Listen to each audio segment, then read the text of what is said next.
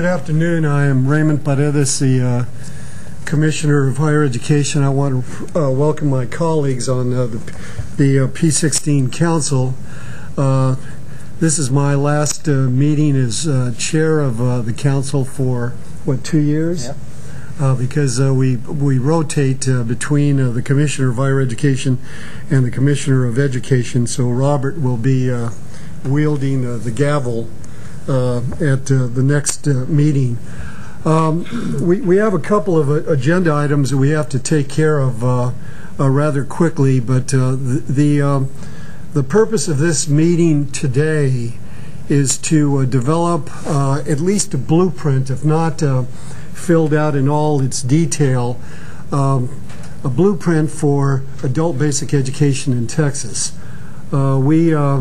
Let me give you a little bit of background. We've been talking about this issue and about how critical it is to our overall educational and workforce plans in Texas for some time. But frankly, it hasn't been the kind of priority that it's become recently. Several months ago, Commissioner Scott, Director Temple, and I testified before Lois Colcourt's subcommittee, the Appropriations Subcommittee on Higher Education, and we talked about adult basic education, and she took note of the fact that there's a request for $50 million in additional funding, or is that total or additional? It's additional. Additional funding for adult basic education in the Texas Education Agency's legislative appropriations request, and she essentially said, well, what are you going to do with the money, the extra money that you're asking for? And we said, we'll get back to you on that. And so we shortly thereafter had a meeting at Larry Temple's office, and we talked about some of the parameters and some of the basic elements for a strategic plan regarding how this $50 million appropriation, assuming that we get it or any chunk of it, would be used.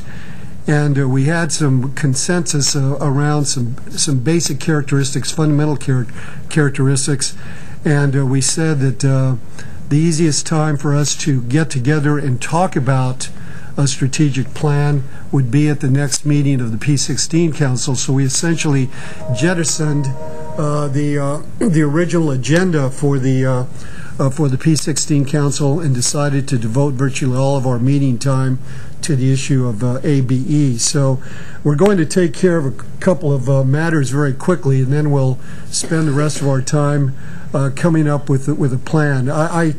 I expect that we may not be able to fill in all the details today, but at least we'll have a clear sense of direction. We will consult with a number of people that are in the audience regarding how to fill in the last details of our plan as we prepare for the legislative session. So the first order of business is to approve the minutes from our last meeting. Do we have a motion for approval? I'll move. Second. Okay. All those in favor of approving the minutes as is, or aye? Aye. Any no's? Absolutely. You made a comment on page 3, and you talked about in there it's the council's eager to get input from the Texas Department of Assisted Rehabilitative Services about the needs of children with disabilities. Right. Would the appropriate time to do that be in March when we're supposed to be reporting on our organizations? It would be, we can put it on the agenda of the council at whenever you're ready, whenever you want to talk about it. Okay. So we have a meeting scheduled in February, we can do it then. Well, usually agenda's jam-packed, but we do already have it carved out, and if there wasn't a sense of urgency that it has to be done, I mean, it's not going to be in this LAR anyway, but this would be for our long-range planning, right? We can do it. We have time. We can squeeze it into the February agenda, I'm sure. Okay. Okay. Thank you. All right. So the minutes have been approved. We have an update on the P-16 College Readiness and Success Strategic Action Plan. Lynette, who else is doing this? Okay. Time is 3 minutes. okay. There you go. You guys know how to run a meeting. Thank you, Commissioner and members. We actually do have a few overheads, but it's going to be very brief. You may recall that in August we actually went through a more extensive update on the activities around P-16 that TEA and the coordinating board is coordinating together and the things that we're doing separately. So this is going to be very brief. I'm going to begin with just kind of giving you an overview, just kind of a reminder. It was the strategic action plan was actually implemented under Texas Education Code 61076, which is the P-16 Council legislation. And they're basically two goals: increasing students' success and decreasing the need for for developmental ed, and ensuring that students are prepared when they exit high school. So those are the basic two goals of the strategic action plan. Next. The original plan was adopted by this council in November 2006. We did a bit of revision by the coordinating board at their meeting in February, and then brought it back to the P-16 Council in March 2007, and they adopted the plan at that point. And it includes 8 objectives, which are in your handouts. So we're not going to go through those objectives because we did that at the last meeting, but those 8 objectives have not changed. But what we do have is a little bit of information on some of the activities that we've done that were not in the original plan and that we didn't give you an update on at the last meeting. So I'm going to turn to my colleague, Pat. As Lynette mentioned, in 2006, the original plan had the 8 objectives, but staff from all of the agencies, TEA, the coordinating board, TWC, DARS, got together and put together a list of action items that we felt would be necessary to implement the plan. And so as you'll see in your handouts as well, there's a chart that shows all of the different action items that are associated with each objective. And those were not adopted by the council or as a recommendation to the coordinating board and to the Commissioner of Education. Instead, we just use it as a work plan to get to implement some of the work associated with the plan. And we thought that it would be wise not to adopt because things would change as new legislation is passed, as we get new information, as we complete some activities and add others. So it's a pretty fluid document that changes. But there have been some things completed since the last time we provided an update, and most of it is associated with the college readiness standards and the vertical team drafting of those standards and adoption by the coordinating board, and then consideration by the State Board of Education for incorporation into the TEAC. So those things are kind of done now and are being reviewed by the Commissioner and the State Board of Education. Other things such as legislation associated with the 4x4 curriculum,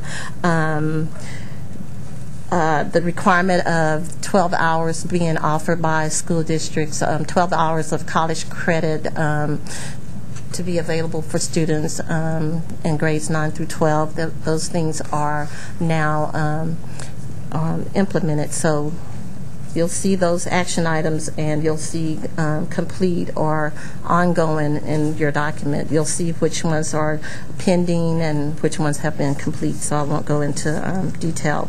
And as far as the college readiness standards, if you have questions of either the coordinating board, the TEA, or staff, we have staff available today to answer any questions you have on that.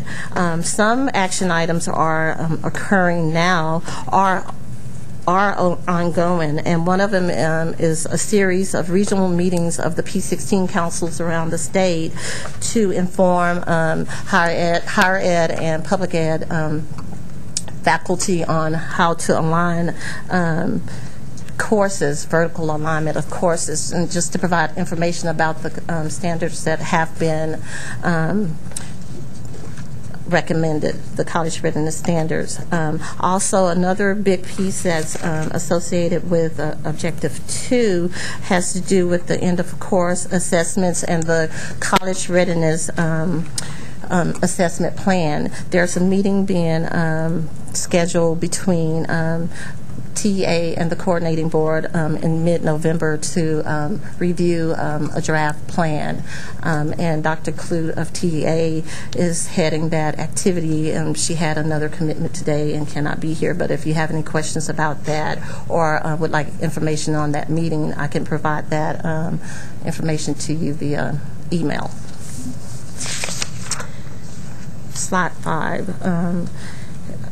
Wanted just to quickly mention that the action items are either associated with existing TA or coordinating board initiatives that support the plan, or there were some new initiatives that resulted from passage of House Bill 2237 and other legislation, and also some other related college readiness initiatives that I believe Lynette will share with you in just a moment. But I wanted to quickly mention a new initiative that we incorporated into the plan or the action item, and that has to do with early education and the implementation of the school readiness certification program or system that was implemented last year, because we wanted to make sure that we provided information on what's occurring on the P side of P-16. We've been talking a whole lot about the transition from high school to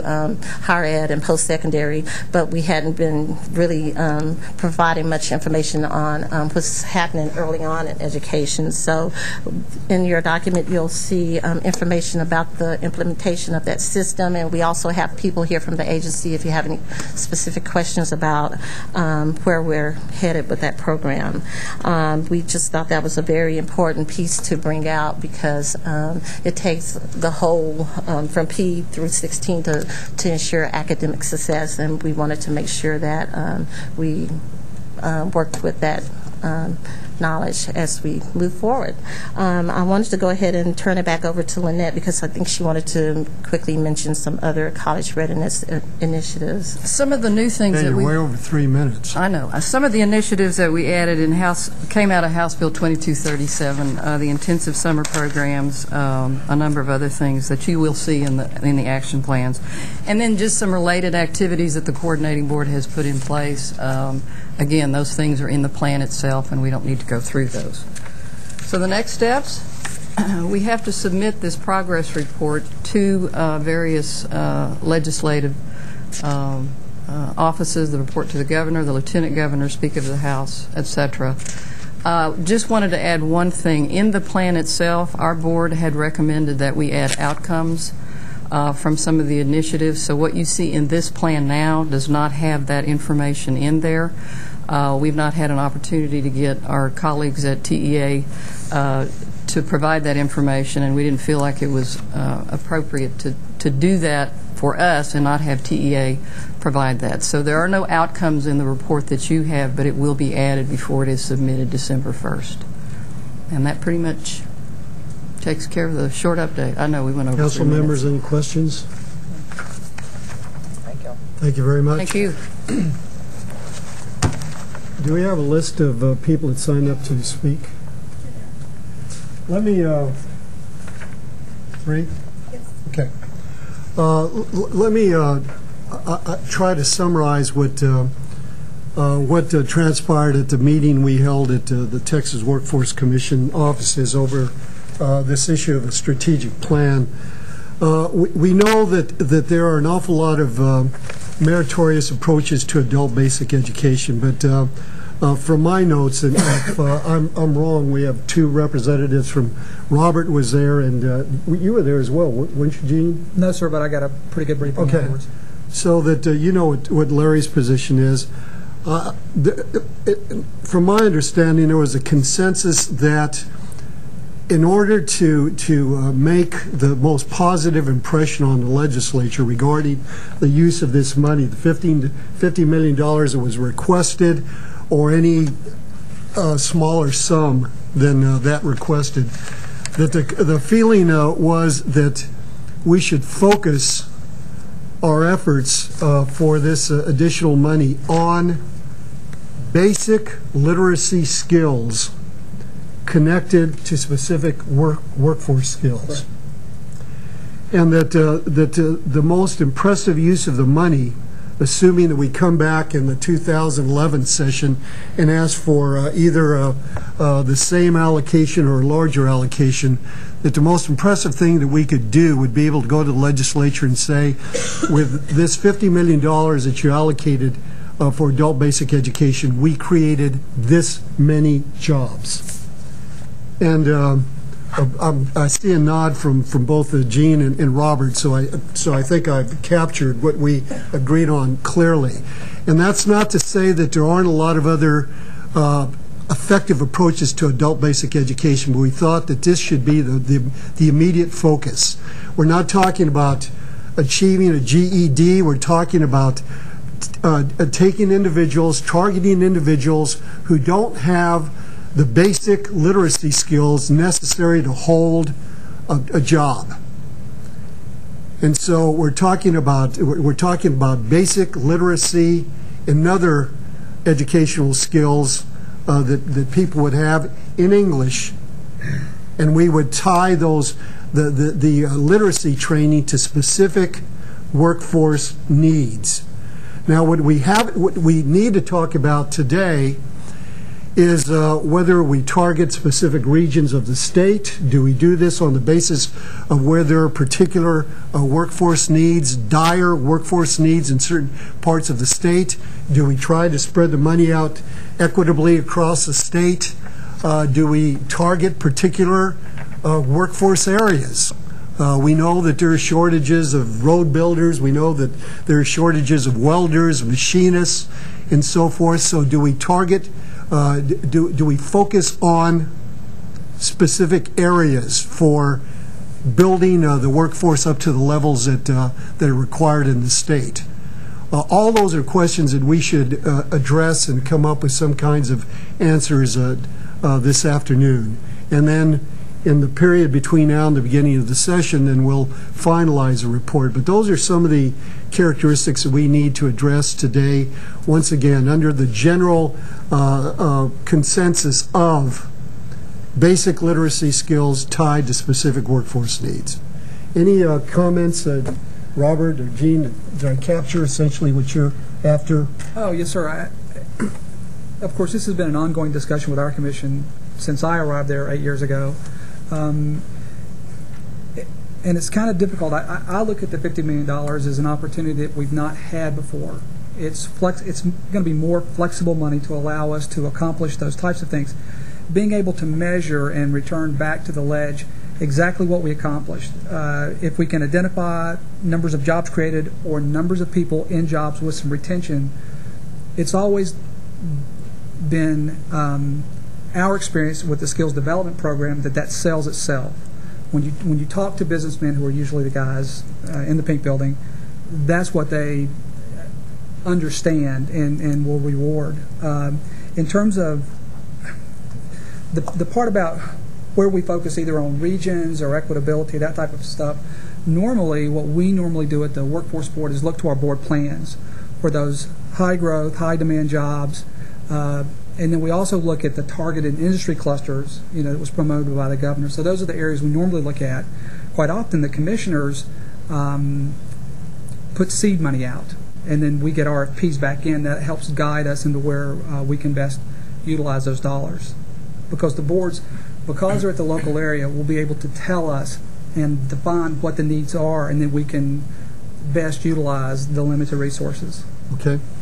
The other, thanks for that clarification. The other item of consensus was that we are not going to worry about to which agency the money is allocated. As you know, there has been some discussion about moving adult basic education to the Texas Workforce Commission. There's been some discussion about increasing the role of community colleges and maybe transferring some of that money to the Higher Education Coordinating Board. And we thought, I think there was consensus around that the most important issue was to identify the appropriate programs, and then whoever had responsibilities for those areas of activity, we could resolve through MOUs, we could resolve through subcontracting agreements and so forth, but that we weren't going to get bogged down in who should have fiscal authority for the $50 million. It's in the TEA's legislative appropriations request, so let's figure out how to use the money effectively in the state. We have set aside some time for public testimony. We have 3 people who have signed up. I urge you to keep your remarks as brief as possible so that we have time for questions and discussion, and then we'll just have a work session among the members of the council. We'll invite input from people in the audience, but we need to get to work. The first person, Robert. One quick comment, and you've done a very good job of explaining the consensus that we reached at that meeting. But I don't want to send the message to some of the adult ed providers that we are going to retreat on some of the traditional uses of the funds under federal law.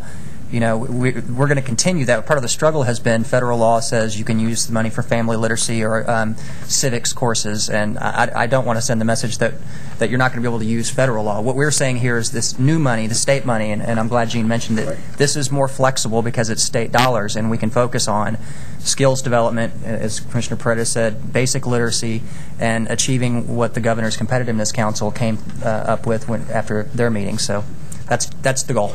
Thank you for the clarification. All right, our first speaker will be Caroline Castillo-Krim from Sam Houston State University. Yes, sir. Have a seat. Tell us what you do at Sam Houston State. And all right. I'm a history professor at Sam Houston State University. I've been there for 16 years. One of the problems that I had discovered while I was at SAM is that our custodial staff, of whom we have over 120, we have approximately 32 Hispanic custodial staff who have limited English language ability. They had been asking if there was any way that they could get help with learning the language, improving their language skills. Fortunately, I was able to get in touch with Ms. Lupe Snyder of our Region 6 program, and Ms. Schneider put me in touch with Rosa Cos, who is one of our Spanish language teachers. And between Ms. Schneider from Region 6 and Ms. Koss and our own provost, our own vice president, we were able to create a set of classes. The custodians come in an hour before their regular start date. Mr. Larry Brown, who is in charge of the custodians, was offered one of the rooms that they had, one of their board rooms. And so Rosa Koss, with Lupe Schneider's funding, began classes for our custodians. We've done that for 2 years now, and the custodians have been absolutely ecstatic over it. It has made a huge difference for them, and it has made them feel like we care about them, and it has given them the opportunity to begin to think in terms of improving their own lives as well as their children's lives, of course. But the wonderful thing about it is that we are ongoing. This is a continuing program, and we certainly hope that Region 6 will be funded in order to be able to continue this program. Now, actually, rather than just doing the basic education, what we would like to do is to expand. Several of our custodial staff are actually better English speakers than others, and so what we wanted to do was to expand it to a basic English language class and then an upper-level English language class, and several of them have asked about GEDs. And so Lupe Schneider has said that they would be willing to provide GED classes. The benefit of this program is that Lupe has been able to fund Ms. Koss to come to the custodial offices rather than the custodians having to go and try to find a place where they can meet. So this has been something that has been tremendously beneficial for our custodians, and it certainly has been something that our provost is very interested in continuing. Questions? You said something really important, and that is the impact this has had on their expectations for their own kids. Right. And that's really kind of what I wanted to hit on here, and is part of the breaking the cycle of poverty and dependence, and is this type of program. So I was wondering if you monitored any of their kids in their terms of their... Actually, surprisingly enough, the custodian in our own building in AB4, her daughter has, through her mother's interest in a college education, her daughter has now become a member of the city council's youth group, and her daughter is now very, very much involved in helping. We also have a young group, the LULAC education group, that is now becoming involved with helping the custodial staff, and it is basically through this one woman's daughter. So the kids are the ones that are now beginning to pick up on it and to encourage their parents as well as the other way around. We cannot say that enough. We need to say that over and over and over again. It's not just about the adults, it's about their kids too. Absolutely. So, thank you. Absolutely. Any other questions or comments? Thank you, Professor.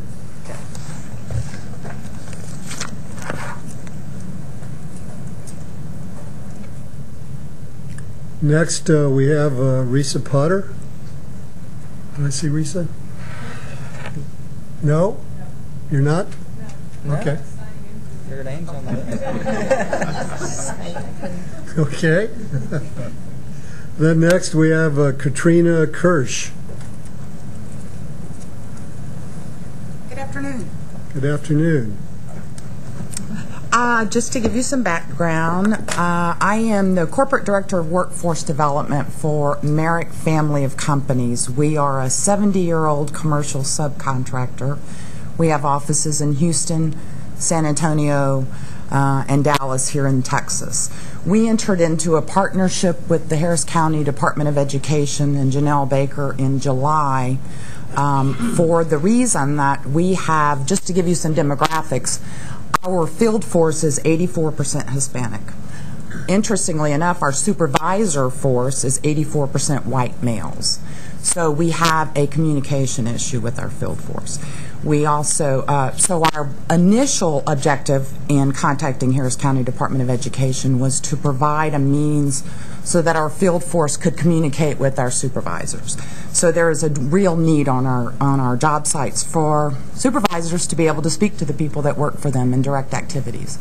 So we actually had 108 folks in Houston from our field force that signed up for ESL classes.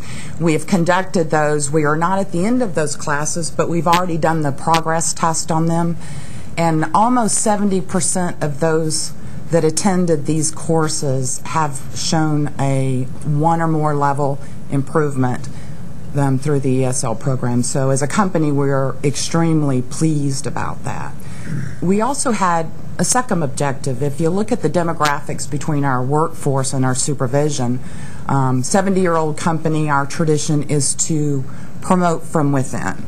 And if you look at our field force and where we are heading, we have a real issue in terms of how we prepare those field force to take supervisory positions. What we hope to do long term is to give these people the tools that they would need to be able to take these positions. These are all higher paying positions. They all provide retirement benefits.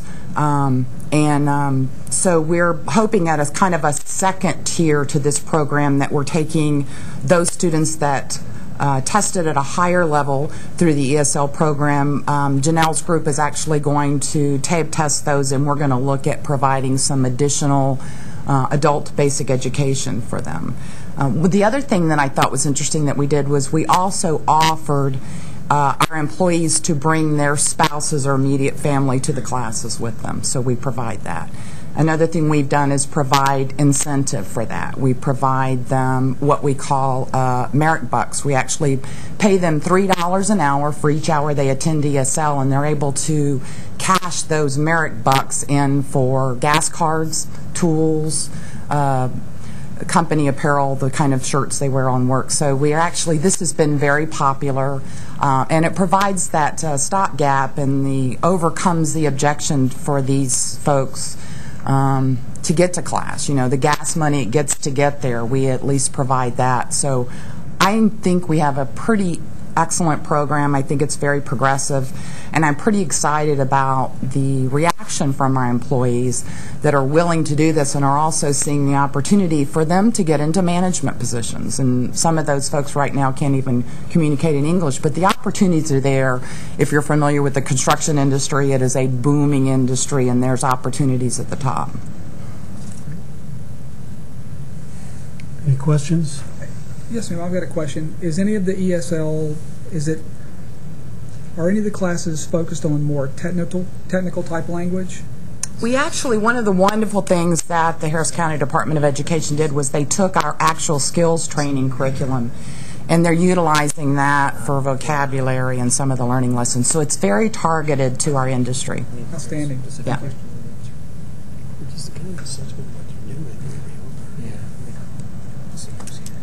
Any other questions? Thank you very much. Thank you.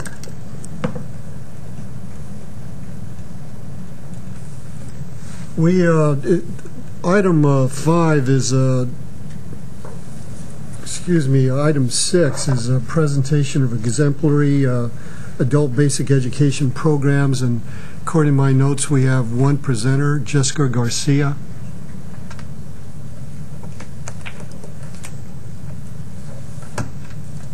Hi, good afternoon.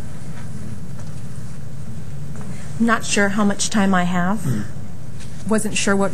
Do it as briefly as you can. Oh, in that case. Well, I'm also not only an administrator, but I'm an instructor, so I tend to move about the room, and I get long-winded. I'm not sure if you want to have my presentation up. Oh, sorry, I thought I did. I have my clicker. Good afternoon, everybody. Thank you so much. I understand I was specifically requested from Dr. Garcia to be here today. My name is Jessica Garcia, and I'm the Director of Adult Education for Laredo Community College. I have been in this role for 2.5 years. And like many other adult educators, we fall into this industry by accident. And so it has been a very fulfilling, very satisfied role working for the college. And so I was asked to present a few things about our program, some best practices and things that we are successfully implementing in our program. And so the first slide, you'll see just some information on our local program. 41% in the Webb County area does not have a high school diploma or GED, 47% in Zapata County, and 42% in Jim Hogg County. Now, these are the 3 service areas that we oversee. Demand for adult ed in our program, we have 3,000 students currently on our waiting list. This is now cut down to half. This time last year, we had about 6,000 people on a waiting list. But because of economic hardships, we are seeing this pattern now that they are needing to join the workforce and not spend their time in an adult ed classroom. So we've seen that decline this year. Current enrollment of students in our program, 1,700 throughout these 3 service areas. We do offer EL Civics, we offer ESL, pre-GED, and GED courses. I don't have to remind everybody the characteristics of an adult learner, but I'd like to remind everybody the population that we serve. They live in a state of economic poverty. Some are first-generation immigrants, below average in scholastic aptitude, low self-confidence, low motivation, feeling of... What does that mean, below average in scholastic aptitude? Our GED dropouts that come in and they're lower than an average scholastic aptitude. Aptitude? You mean achievement, that they have relatively low levels of education? Correct. Okay. Correct. And so, of course, they're limited in speaking and reading in English. some of the things that we're doing in our program in guaranteeing success, and you'll see within the next 3 slides.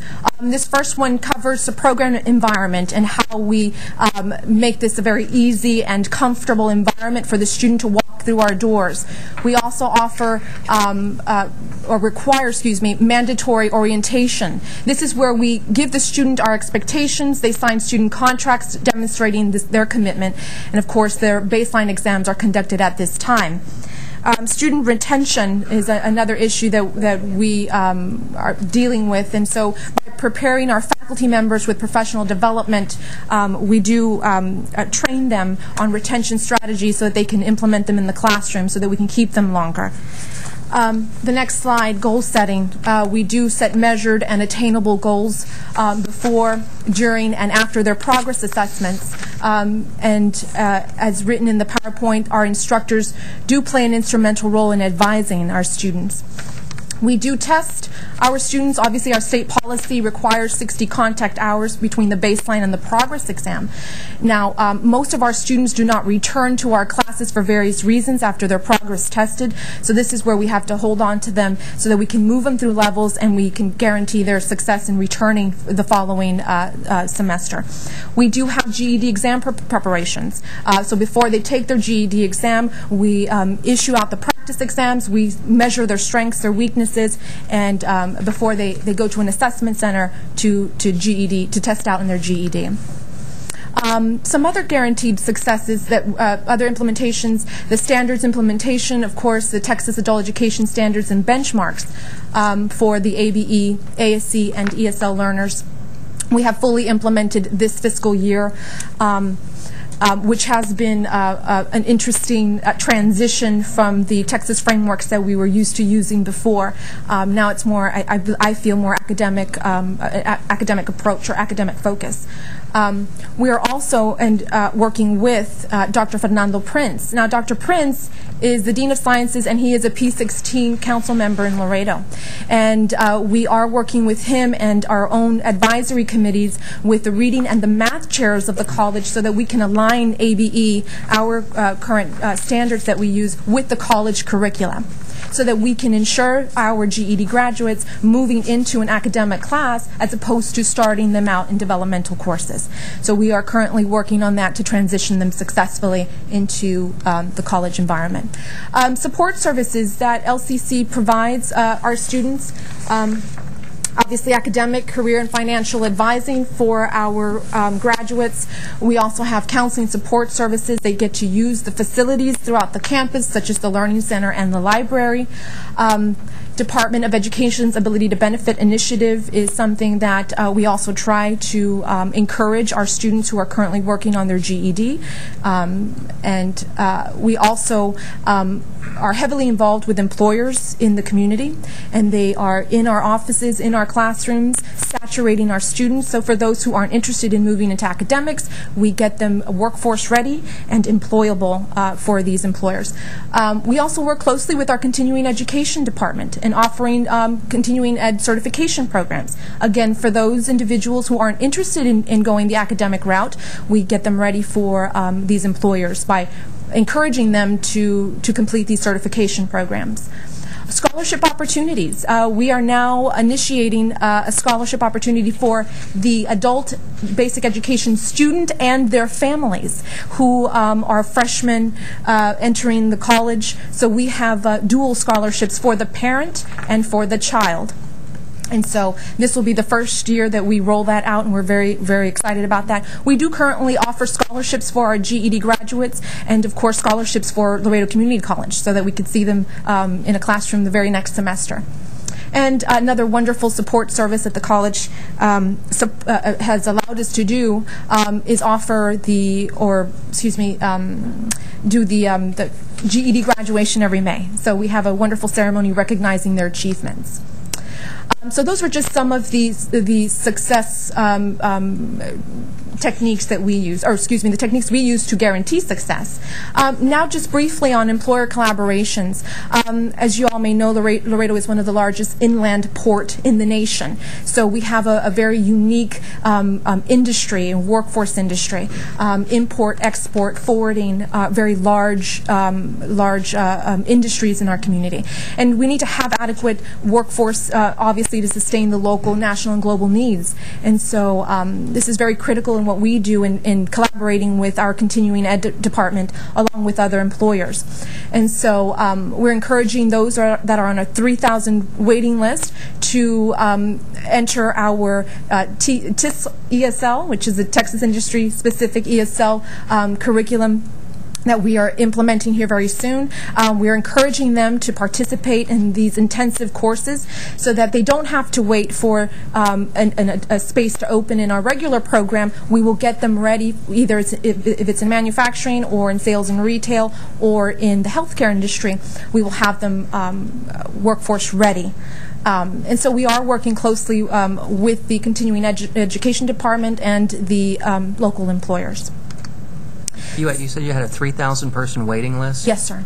Yes, this time last year we had 6,000 people on a waiting list, but we're seeing the decline because of the economic hardships and our students needing to work. And so it's a good thing it's decreasing, but however the need is still there, and our goal is to obviously direct them to either an academic focus or employability or the workforce. What are your employment rates for your graduate or your for my GED? Yeah, completers. For the GED graduates, their employment. Yeah. Do you have any idea what their? I sure don't. Okay. I sure don't. That's what we're going to have to get down to in the end. Is how many jobs are we creating? Mm-hmm. That I don't know. Okay. Other employers that we're working with, so I can wrap this up for you very quickly. The local healthcare community, the hospitals, manufacturing, and some forwarding agencies that you'll see on that PowerPoint presentation. That is my contact information. If you have any questions, I'm available to answer them.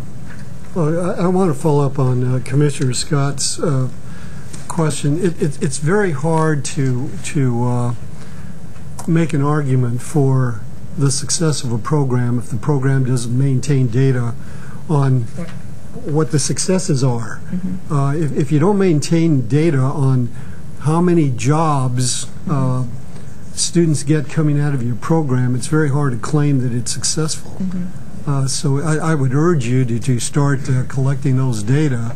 And we certainly have them, not in my program, but we can easily get them out and disseminate to you. We do have an economic development department within the college that has these statistics. Okay. And so what sort of jobs do some of your students typically fill? Can you give us just a kind of an overview of some of the jobs they take upon completing the program and what the rate of pay is? Well, our GED graduates move into the academic path. Well, I'm talking about the ones that go into the workforce. Right. Well, and for those, which are typically our English as a second language students, they go into the forwarding, the import-export agency, because they can use both languages, their English and their Spanish skills. And so that's our number one industry in Laredo, and so that's where you will see the most employed. What about some of the demographic characteristics of the students as they enter the program? Can you tell us something about the average age, the split between men and women? What percentage of them are already employed, and so forth? Again, as far as employability, I don't have that information, but typically we have more females than males in our program. But as far as employability, average age, I don't know. Any other questions? Okay, thank you. Great, thank you. Thank you. Can you get somebody from? Yeah, let me see. Okay.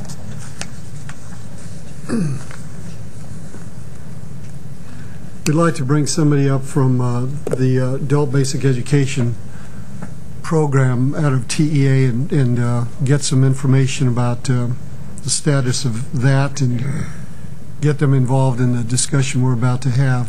While we're waiting for Robert to come back to the table, Gene, I have a question. Can you give us an overview of the areas that are most ripe for the kinds of programs that we agreed upon at that meeting of the Workforce Commission? For example, where can we have the biggest impact in terms of basic literacy, basic academic skills, and fairly certain employability?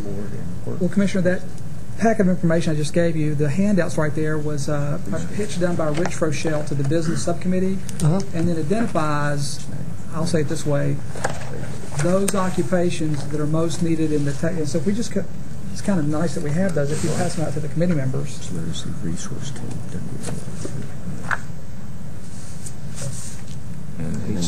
And so the way that TWC, and if you will, the boards kind of target, I just have one, can I use it?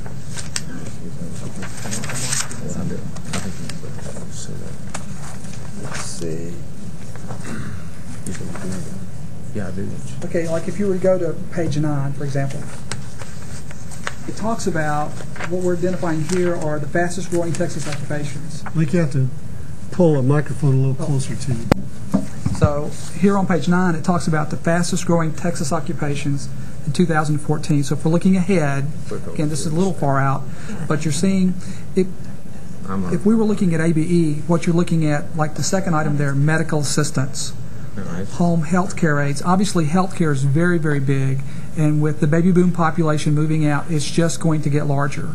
So if you're looking to target dollars, what we at TWC look for are those jobs in need today. The term I usually use is we try to provide just-in-time employees for employers. So much the kind of the questions you were asking earlier about not necessarily education for education's sake, but education to meet a need. So if you were to look at, again, personal and home care aides, they kind of, these kind of jobs, our LMI shop can identify them. It's pretty easy to target them. The question becomes, where are they most needed? What we see as we allocate dollars, obviously the population is moving from the rural areas to the metropolitan areas. So if you look at probably what we used to call the metropolitan service areas, the 5 MSAs will probably have the most need.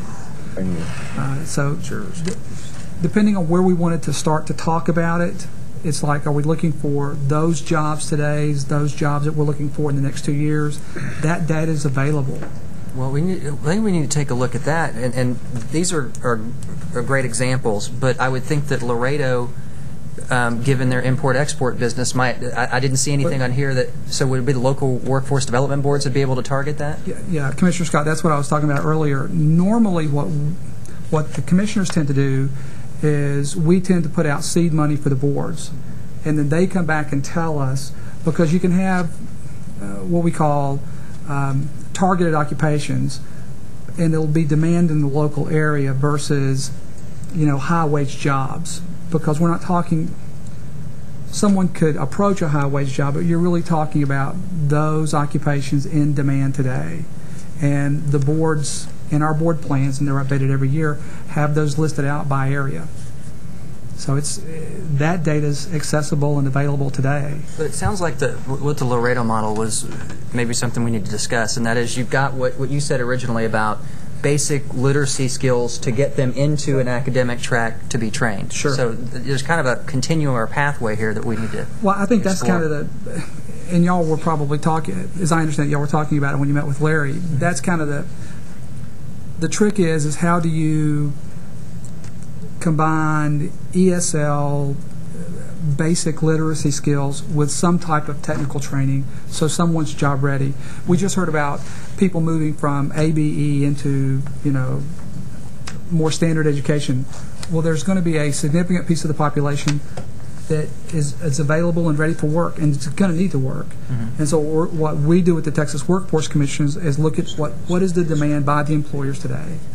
So curriculum. And obviously, you guys, we've all been working on it a long time. I'm not sure how you bridge that gap so you tie the two together. Well, one of the things we talked about was utilizing resources that each agency has to maximize our potential here. Like, for instance, the flexible program that allows students up to 25 years old to come back and get their diploma. Sure. So that the foundation school program could provide that level of services, and then you create a wraparound service approach with these funds or other funds that are available to try to leverage these dollars for maximum result. Did y'all talk about, well, of course, we had made a submission that was included in the report, the adult training technology projects. Those, we believe, are going to be very successful and might provide that wraparound service you're talking about. Again, those were funded out of the Workforce Investment Act, and we have 4 around the state. So they're just, starting to come around. See, I could envision it working like this. Okay, the public school draws down daily attendance dollars to provide basic literacy English language services, and then on top of that, you use these dollars to provide that skills training. So you could complete the day out that way. Is that similar to what we talked about at our last meeting? Yes. We have there are several kinds of approaches, and we'll ask you to comment in just a second. We talked about people who are essentially unemployable right now because they don't have basic literacy skills in English. And we were talking about giving them basic literacy skills so they could get on their feet, they would be employable in a job and be able to help support their families, with the idea that once they achieve a certain level of stability, then we can start talking about a GED, then we can start talking about a career and technical education program at a community college, or even something beyond that. But we were thinking that perhaps the most useful way to allocate this money would be to help those people in most desperate need of basic literacy skills and a job. And then go on from there. We were not thinking that we would train people to fill a job as a medical assistant that pays $23,000 a year as a final the final stepping stone in their employment careers. But let's help people get jobs so that they can take care of themselves and their families. Oh yes, sir. I think the whole goal is to achieve self-sufficiency. Then once you've achieved it, then you move up the ladder at whatever pace your personal sure. responsibility drives you to do. Most definitely. Commissioner, my name is Philip Cochran. I'm the Senior Director for Regional Services at Texas Education Agency, and I have some responsibility over adult basic education. With me today is David Lindsay. He is a business rep and a member of the Harris County Department of Education, Texas Learns Advisory Board. He's also a member of the Workforce Literacy Resource Team that is established between the Higher Education Coordinating Board, the Workforce Commission, and TEA to work at a process of focusing on literacy issues, how to put together a team effort to essentially give people basic skills so they can step, as you've just said, into a situation where they can get a job and then advance by learning whatever skills are necessary beyond that. The adult basic education program statewide is very much invested in this. We have a huge literacy component, as you know, and a ESL component. What I would like to do is, rather than talking about all of that, I'd like David Lindsay to speak to you about what using Harris County as an example, because this is widespread. This is a widespread process throughout the state, and tell you a little bit about what Harris County is doing in terms of the development of a business and literacy partnership between the businesses in and around the Houston, Harris County area and Texas Learns. Thank you. Okay. I'll have to say I'm not speaking from prepared remarks, so I appreciate the opportunity, though, to talk to you. I've been on Joni's Texas Learns State Advisory Team for now about 4 years, and I represent business. My role there is to kind of be the sounding board and attest about, well, is this fitting what business would need for these people to be successful? Exactly, I think the kind of things you're looking for. I believe it is fair to say that there's excellent alignment right now with the adult basic education programs and what would be needed as the entry-level position for industry. The things that adult basic education provides are bringing people up to like a reading level of like an 8th grade reading level, trying to get them to a similar type level for math, getting their English, if they have ESL problems, bringing them up to that kind of capability. If you can get them to that level, they're able to assess, I think, a wide range of industry coursework that they wouldn't be able to master or tackle. And that's the real value. I think that's the alignment with what you're talking about, and it's almost a perfect fit. Because industry stepped back and kind of looked at what are we looking for. And I can tell you that's what we have, those are the things that you literally almost have to have in your toolkit to make that step forward. We also talked about the GED and the value of a GED, and I can tell you that industry perceives a value in a GED for a number of reasons. One is they know what a GED means, so there is a certain amount of demonstrated skills that go along with that. They also know that person has demonstrated initiative to go attain that, and for some of these people that's no small potatoes. So now you've got somebody that's done that, and they're starting to willing to take the risk of that. So there is a value in GED to the workforce. At Harris County, some of the specific programs, one thing to talk to TWC's pilot program that you're funding is teaching a core a class of the construction industry core curriculum, which is the fundamental entry-level curriculum. Every one of the skills would take that one, and then you choose where you want to go after that.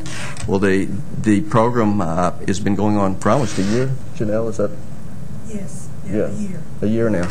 And this program co-teaches English and in a vocational way, and the core curriculum using a model out of Washington State, IBEST, where you're bringing that person, you're teaching them English skills, you're bringing them up to the foundational skills they need, same point. So they get out, they now are at that basic floor level.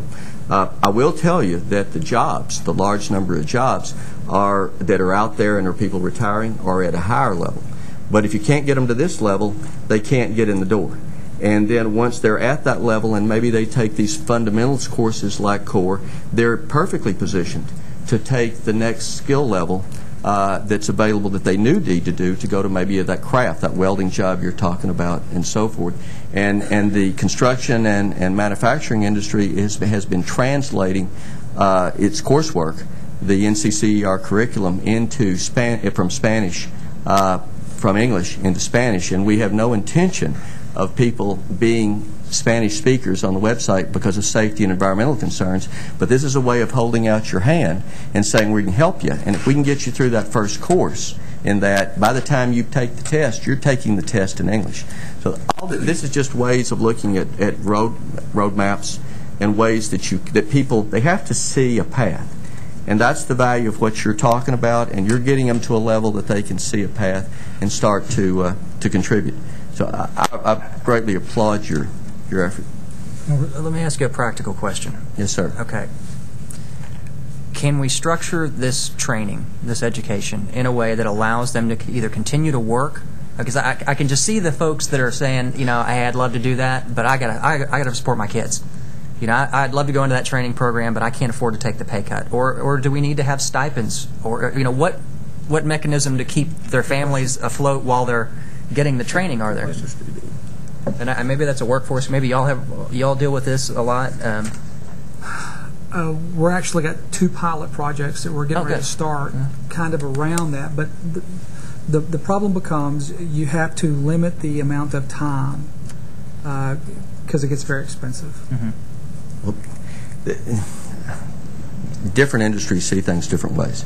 The manufacturing construction industry has been seeing the writing on the wall for quite some time, and this whole NCCER curriculum is an industry-developed curriculum over the last 20 years.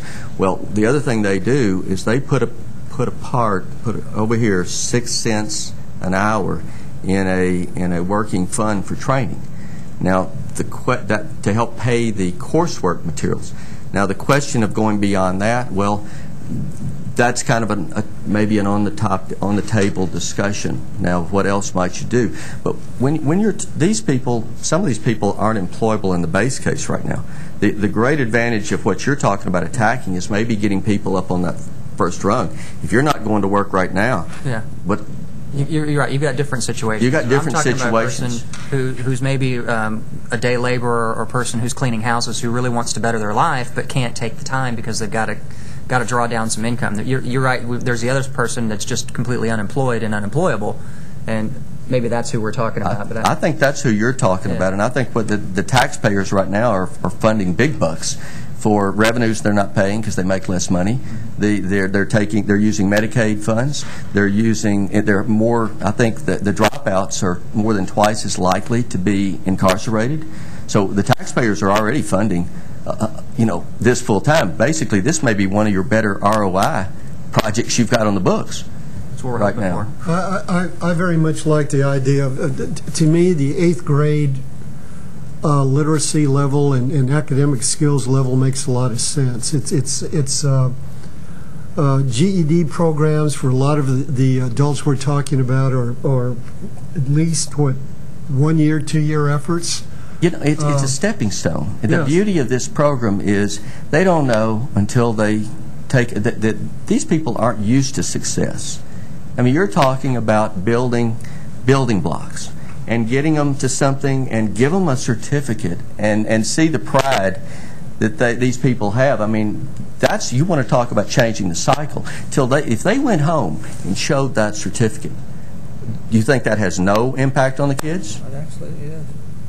I like the idea of bringing people up to an 8th grade threshold where they're employable, and aligning those education programs, those academic programs, with specific careers in specific or jobs in specific areas of the state.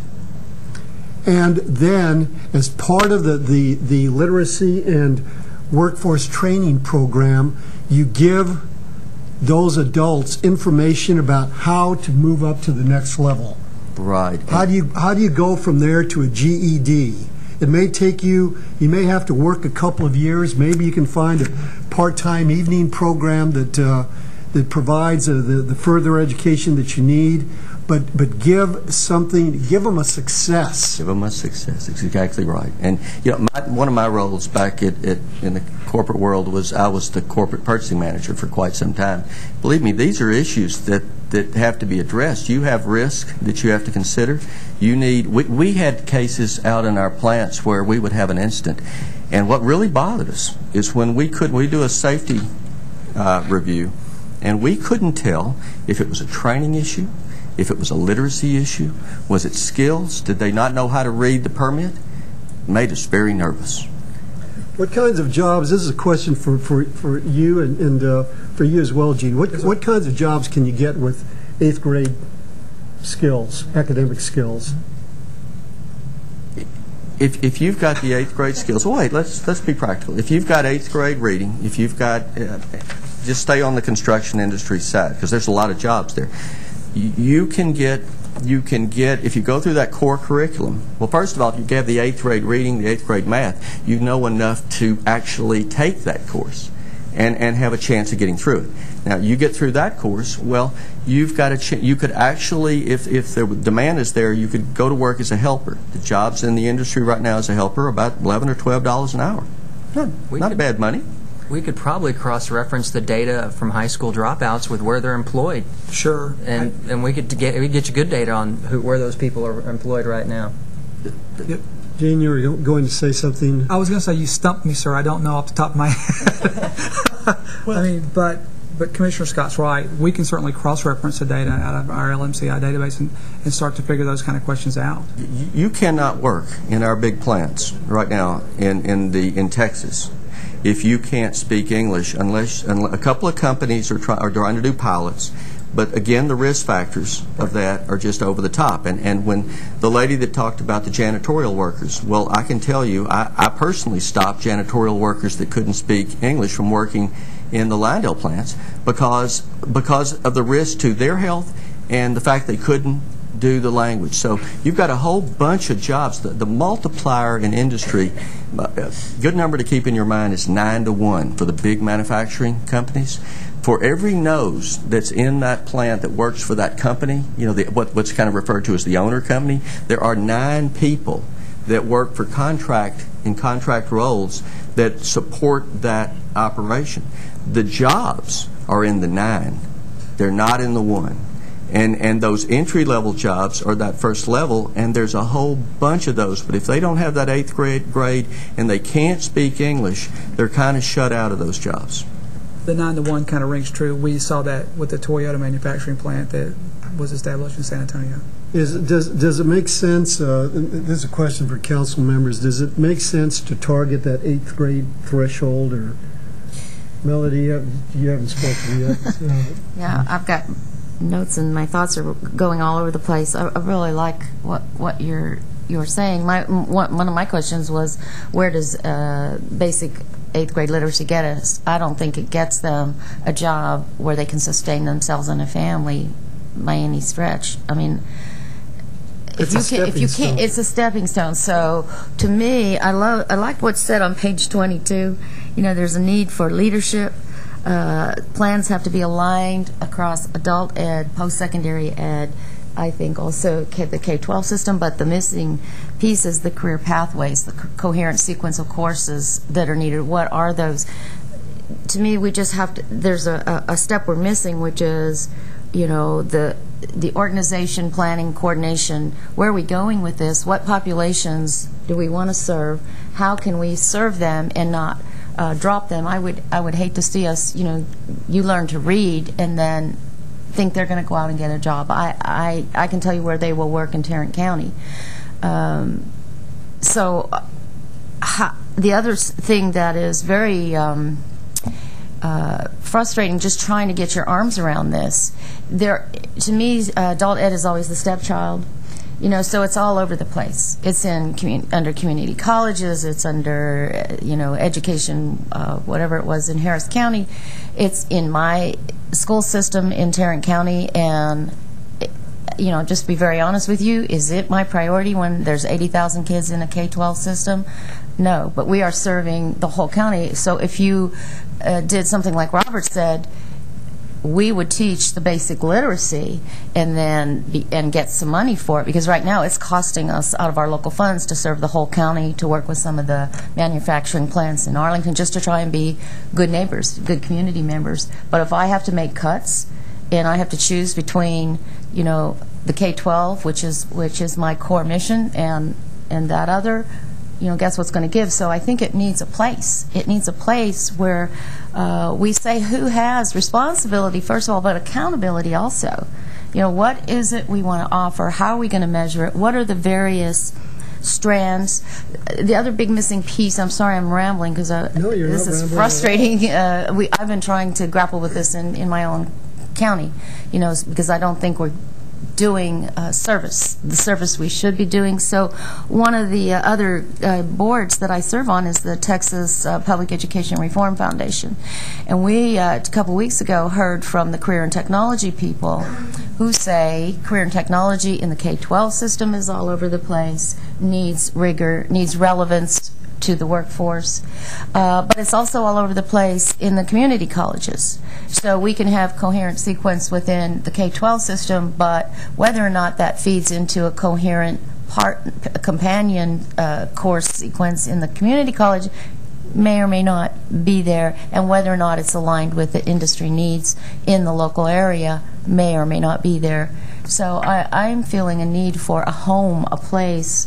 Well, it's here, but when it goes out there, it's everywhere. So that's what I mean. Could I speak for 1 second to talk about the alignment issue? Yeah. Like if again, I'll just stay on construction. It's if you start if you started with that core course and you got these people capable of doing that, that's the foundation for every one of the craft, the electrician, the welder, the heating and air, Right. the 45 crafts, okay? Right. Well, the high schools, now if you want to talk the CTE, Yeah. the high schools can be offering core, they can right now. Right. They can offer probably level 1. They could actually get to level 2, maybe. Yes.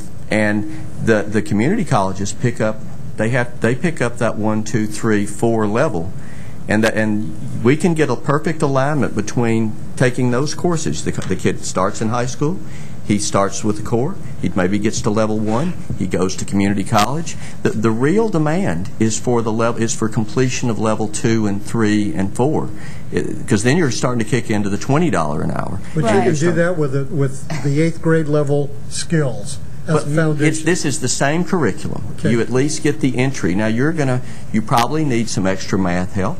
ABE provides that.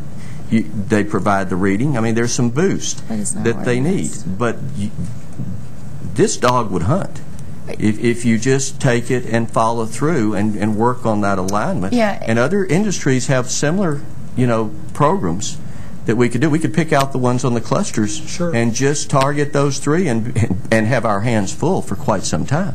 Yeah, I agree, and that's what I'm saying. Right now, it's all over the board because that coordination is not happening. So, to me, there has to be pathways, options, and opportunities for the people in the adult basic ed programs. But this is what I'm not trying to point us in a particular direction because I'm learning on the go here. I'm just trying to get some clarity. What you're saying is that if we strive for this 8th grade level of academic competency, that opens up a number of job areas to individuals, both men and women. And they can, once they have that, they achieve that 8th grade level of reading in English, being able to communicate in English, then they can go into these courses of training, and we can identify a variety of clusters, construction, presumably healthcare, Health is good, and some others, and we could use the $50 million very effectively. We could allocate all the $50 million to those various areas using this kind of approach. Am I hearing that correctly? Yes, sir. I mean, health has the same risk issues of manufacturing. Do you trust your health system if you feel the people can't communicate and understand? I mean, I don't. It makes me nervous.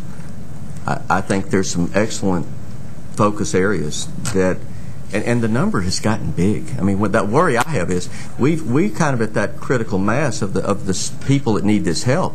It's a big number. We're into It's huge. It's huge. It is. And if we've neglected, you said it, we've neglected that group. It's been the stepchild, and sooner or later, what's that saying? You can pay me now, or you will pay me later. That was part of the point of bringing us all together. And when we testified before Representative Colcourt's committee, Scott Hochberg, Representative Hochberg, said very clearly, you could have $150 million and not even put a dent in the real problem.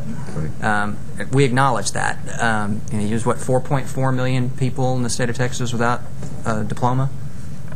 Somewhere 3 to 5, somewhere in that range. Pick a number. Somewhere in there.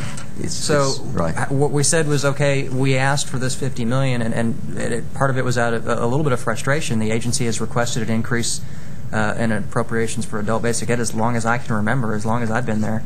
It goes back to '94, and for one reason or another hadn't been able to get it, and so wanted to make a statement and kind of a sense of urgent need with the $50 million request, and that's why we're here trying to figure out how to best allocate those funds. In industry, sometimes we face some really complex issues, and people talk about all the problems and every reason why we can't solve the problem, but I've never heard anybody say that the best way to solve a problem is to start.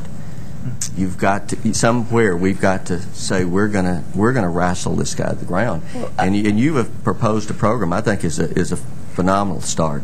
I mean, David, do you have an average cost per student? Sir, for what? For the construction program you're talking about. The coursework is actually pretty cheap. Janelle, what's the cost per student? What are we? For each of the classes, I believe it was like $400 a semester. And how long is a course of study? One semester. Level 1 would be one semester. If you're taking electrical or plumbing, electrical has 4 levels, and it would be 1 per semester. And semester, and the class day or the instructional period is how long every day? It would be September through December. It's your standard community college semester. And how much time would students spend in training? The reason I want to address Robert's question about whether do you have to if you hold a job, do you have to drop out and concentrate on this program? Is it part-time? Is it available in the evenings? Can you, as I say, can you hold a job and do this training simultaneously? Most of them do hold the job and do the training. Even if they're not working in the construction field, they hold other jobs and are being trained to get a job in construction. There's been various models, and we should probably ask you to come up because you're testifying from the crowd. I'll let you know. All right.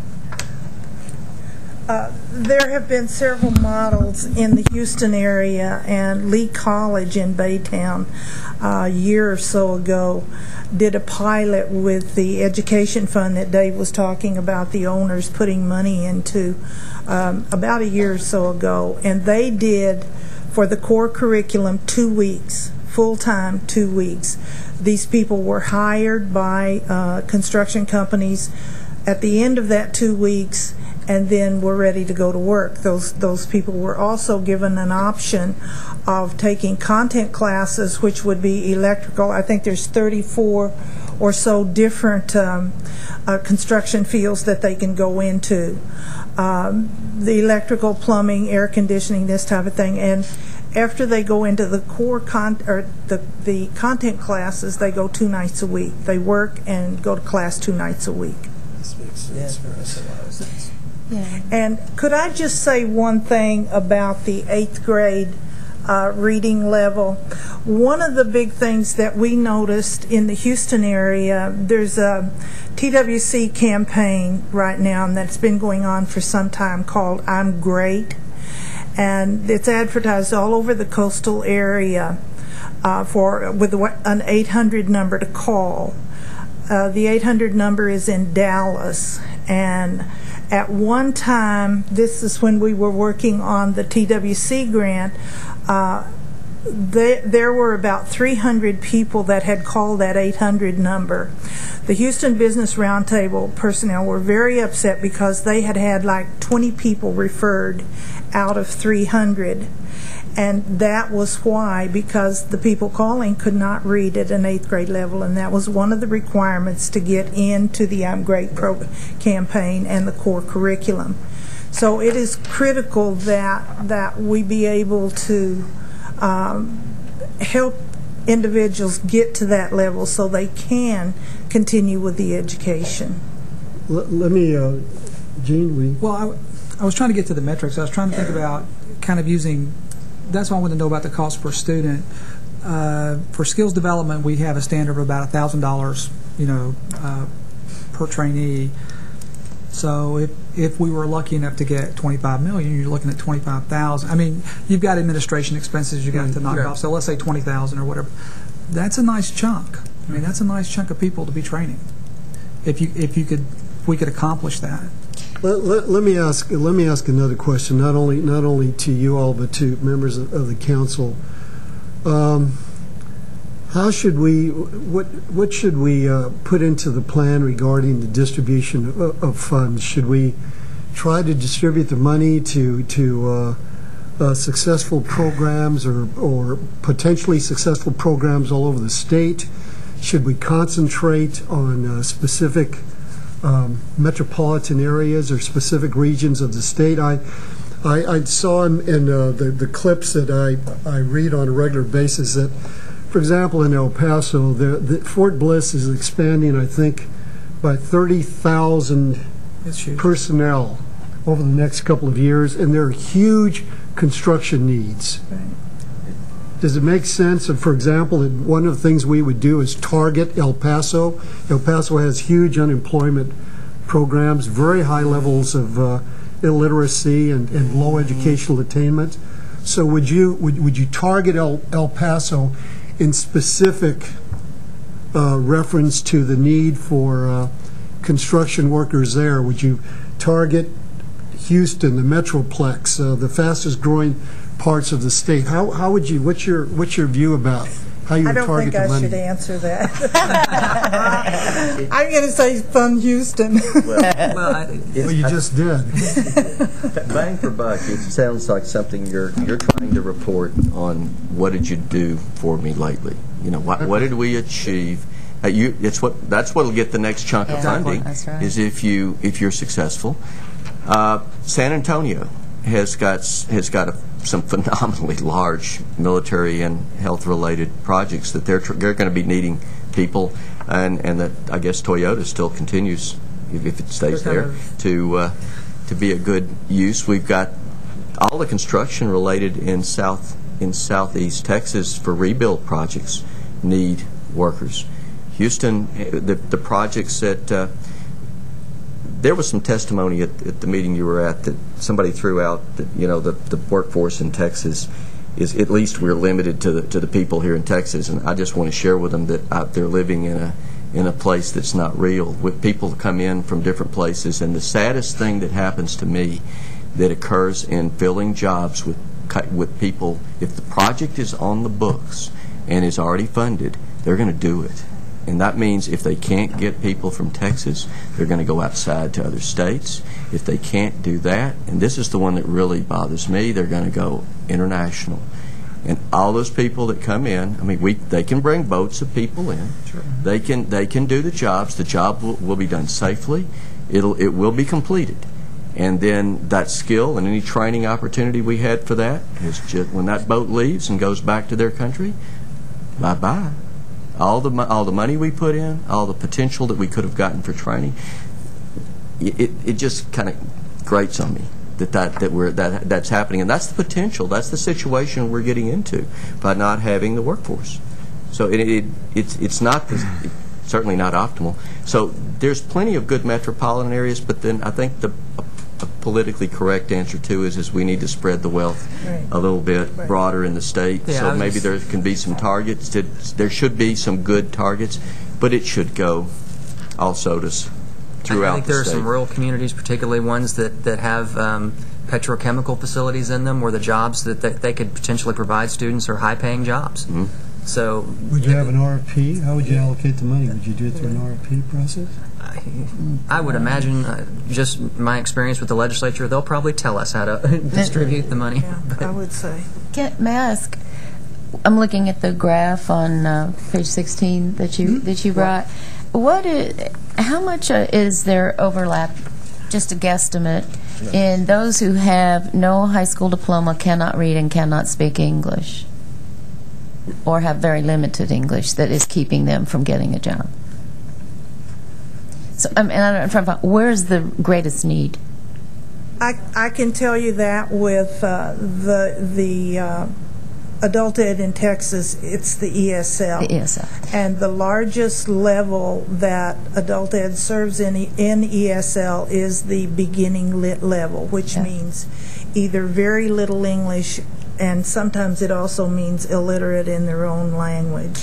And I think that's, I know in the courses we offer in Tarrant County, the classes that are filled to overflowing every single night that they are offered are the English second language classes. Exactly. I'm not sure how many of the people participating in those classes also need the 8th grade literacy level, and also need GEDs. So that's what I'm talking about. How do we, like Robert's wrap around, how do we bring this together so that we're not just doing one thing and we're taking a little bit more comprehensive look at it? Because I worry about, okay, they learned English, but I can tell you, just our own school district workforce, who's getting what kind of jobs. Right. once they just learn English, and that is something I think we've got to Being address. spoken English or written English? Or? Well, the Yes, sir. ESL classes are... Yes, Both. Okay. Both. We don't measure that when they come into our program. However, I can tell you we serve almost 10,000 adults every year in my particular program. Around 3,000 of those adults come into that lowest level.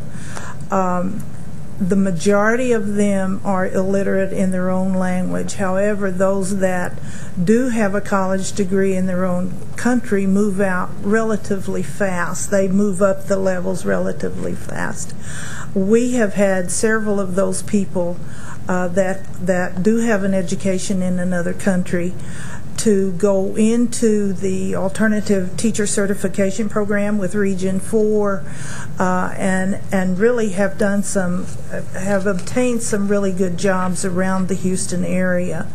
At Harris County, we are currently in a research project with that beginning level with the American Institute for Research out of Washington, using a reading, because it is really critical that people, whether they are ABE students or ESL students, know how to read. And so I believe it's using the Spalding reading method, and I'm amazed at the progress these students have made at that very low level.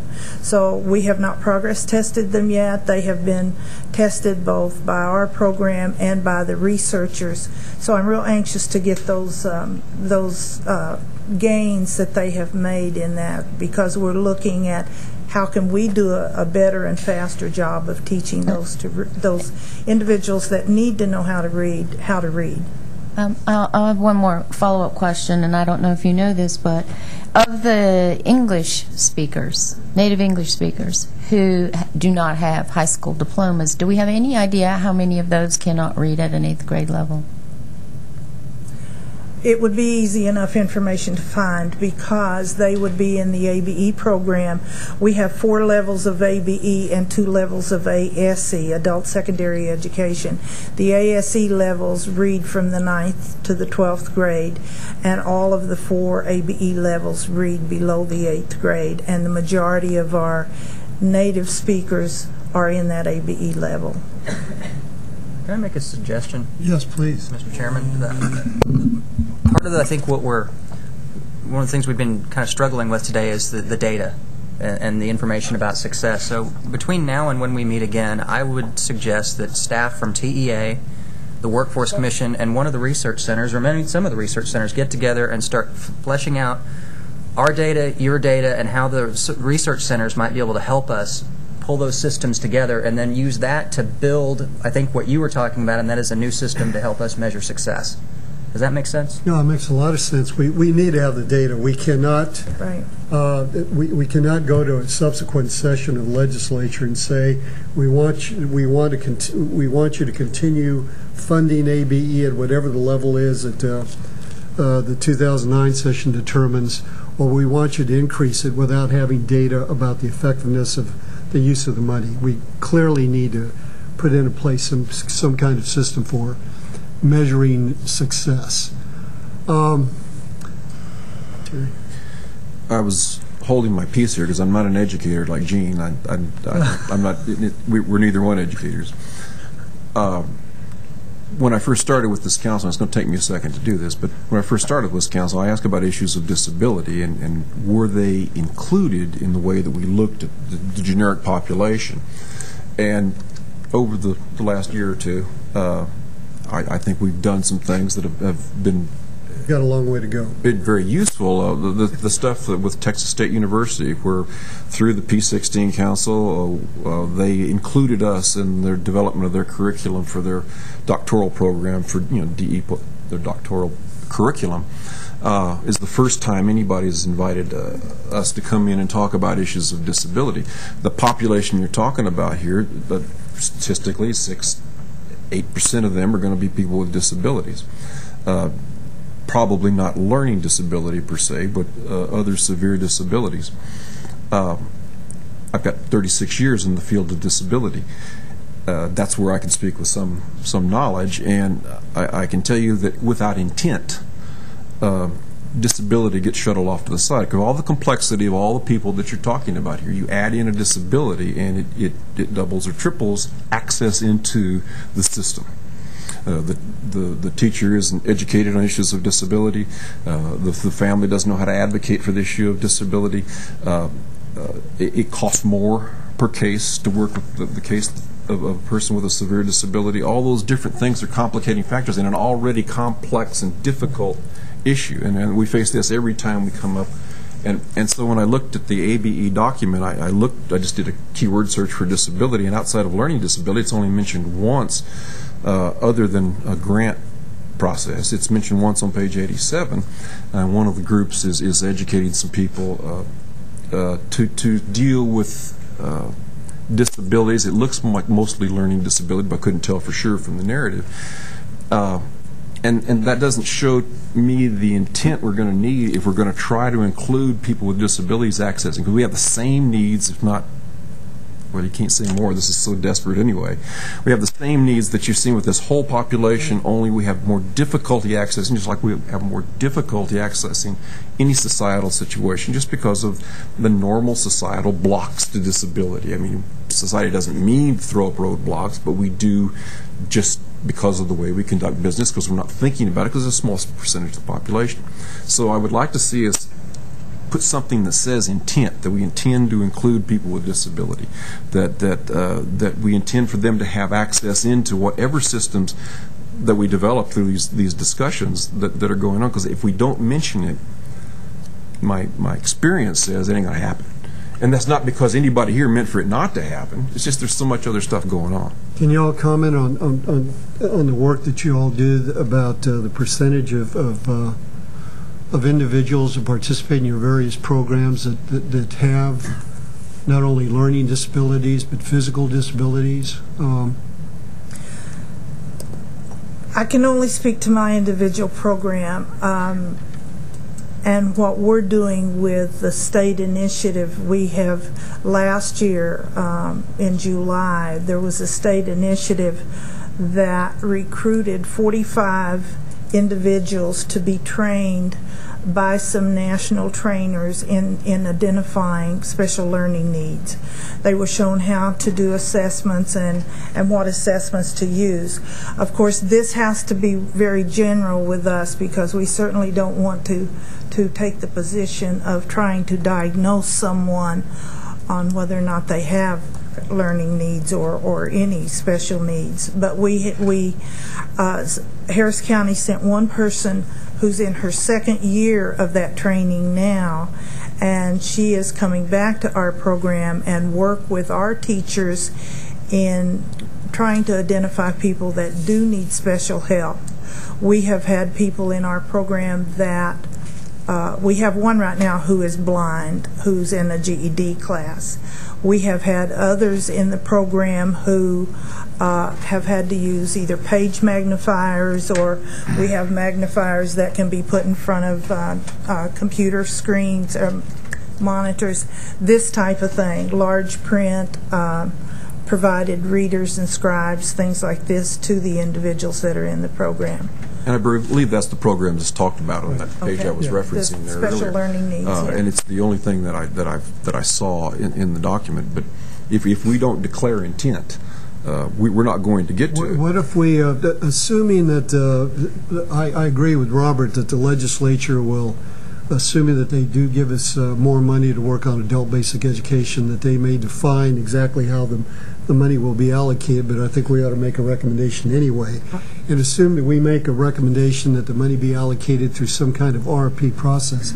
There's no reason why one of the criteria in evaluating the various proposals that would be submitted would be that we expect that every workforce development program that we fund includes somewhere between 6 and 8% of the participants who have some sort of disability that reflects the population in general. We ought to go to the statisticians and get some, my off-the-cuff comment. But yes, that's the kind of intent that will get something happening across the state. Yeah, you incentivize the criteria yes. on the RFP process of those people, and you wouldn't you wouldn't necessarily have to set a threshold, but just to say the higher the population served, the more credit you get on the RFP. Yeah, that's a good Well, we thing. could do it that way. Yes, sir.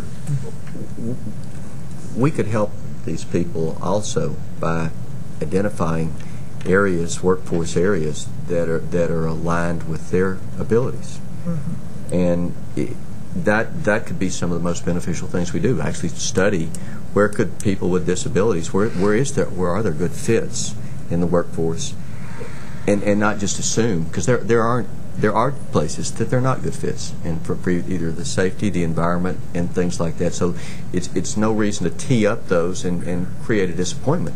If we took another approach, a more proactive approach would say, the nice thing about the adult basic ed piece is that you're getting them to that threshold level anyway, so you're not facing that.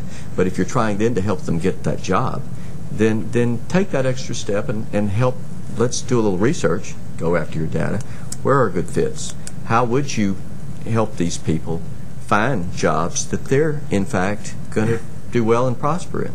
Well, that's pretty much wherever you got jobs, people with disabilities are working. You're talking about prevalence and maybe where there's some areas, but we find cubbyholing doesn't work too well. Although I know that's not what you're suggesting. That's not what I'm saying. But I'm not opposed to that at all. But we're finding right now we're taking a dual customer approach as we've revamped what we do, and mostly what we do is help people with disabilities become employed, live independently, and what we're finding is they're going to work just about anywhere anybody else is, no airline pilots. But, other than that, it hasn't seemed to matter too much. But you have to tailor each person to the job. We do an individualized plan for employment with every person, just like you do an IEP, we do an IPE.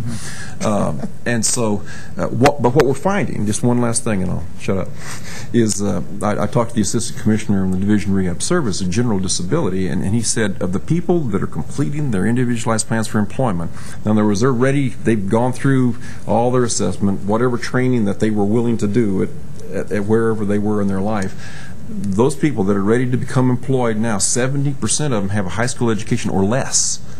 But employers are hitting us just like they're hitting everybody else out there, all the things that we've talked about here or at TWIC, that they want people with higher level skills. They want people who can not have a piece of paper, but who can actually write, who can actually speak in a way that's productive in the workplace. And we hear that in every work panel we ever go to. We've been hearing it for years. And so we have the same issues that we're running into as we try to work with the large employers. One more question. Yes. Kind of a different tack, but in many government programs, there's always a push to increase people and slots, and sometimes when that happens, some of the quality aspects of the program diminish. So I want to ask you, if you had funds, would it be instructional materials? Would it be equipment? Are those the kind of things that or do you have enough? Are you up to date with industry standards? Do you have the right instructional materials? I just wanted to try to get a picture of that before. Again, I'm speaking for my own program. I would like to have more personnel that can work with the individuals, because we have a lot of restrictions. Our teachers have to spend 75% of their time with indirect service, so they don't get a whole lot of planning time. That 25% is sometimes not enough planning time to prepare what they're going to do in their classes. I would also like to have, this is my dream if I have all that money to spend, I would like to have career counselors. I have one full-time teacher right now who's working with like 1,000 students or adult learners at our learning center in what do you want to do when you grow up, or what kind of job would you like to have. And to me, this is one of the critical things that we're missing a lot in adult ed, because people have to know where they fit, or they're not going to be that successful. A lot of the adults that we serve, if they look at the traditional jobs, they want to be a teacher, they want to be a nurse, something like that, and they don't realize when they say I want to be a teacher the wide variety of jobs that they could have as a teacher. So I would like to be able to give them more information about opportunities that are available so they can make a better decision. Commissioner, one of the issues that we face is just what Janelle pointed out. The funding formula that's currently dictated by the State Board of Education, there's a 25 to 75% split, and that 75% is the driver in this compact package. Right.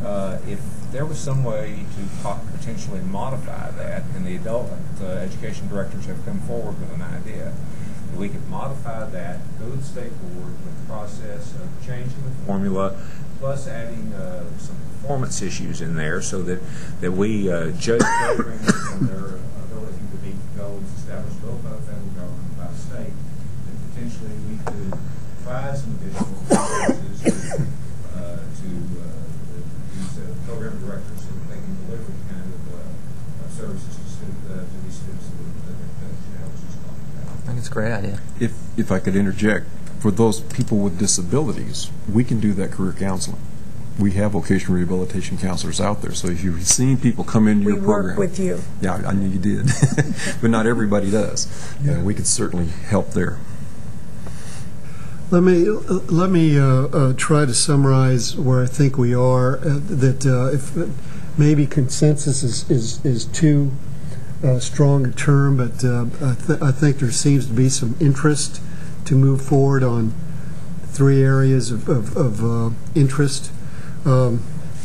First of all, it seems to me that there's some interest in establishing an 8th grade level of reading competence and other academic skills competence as a threshold for people that would go into these programs that we're hoping to get funding from the legislature on, and that these educational programs would be connected to specific short-term workforce development training programs.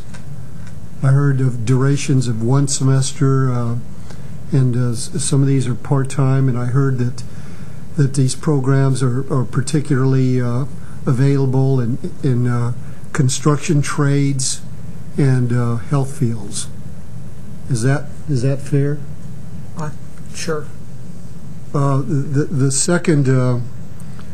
second point of interest that it seems like we can move forward on is that we want to distribute the money across the state rather than focus the money to be used in specific geographical areas, and that one of the ways we might figure out how to distribute the money would be on the basis of an RFP process. Once again, the legislature will determine or might determine how the money would be distributed, but I think we need to go in there with a recommendation. Well, I think the adult ed providers had that recommendation on modifying the formula as right, well. So. Right. And then the third point, it seems that we can move forward on in terms of incorporating into a draft strategic plan, is to create incentives to include individuals with disabilities in the education and training programs. And we talked about different ways that we can do that. And then there's some specific details that we talked about, like the one you mentioned just a moment ago, career counseling. Make sure that career counseling is a significant component of anything that we develop as a strategic plan. Does that represent fairly? I think did you cover the data and outcomes piece? Oh, the data. Yes. That was one of the things I think we had some consensus on. Data collection and analysis. Is that okay? Yeah.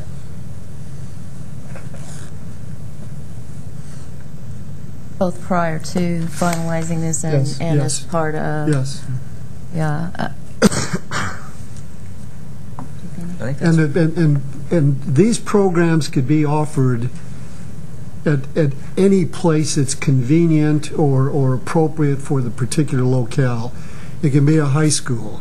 It can be a middle school. It can be an elementary school. It can be a community college. It can be a workforce development office. It doesn't matter. The question, I think, that's of greatest importance is accessibility, or the issue.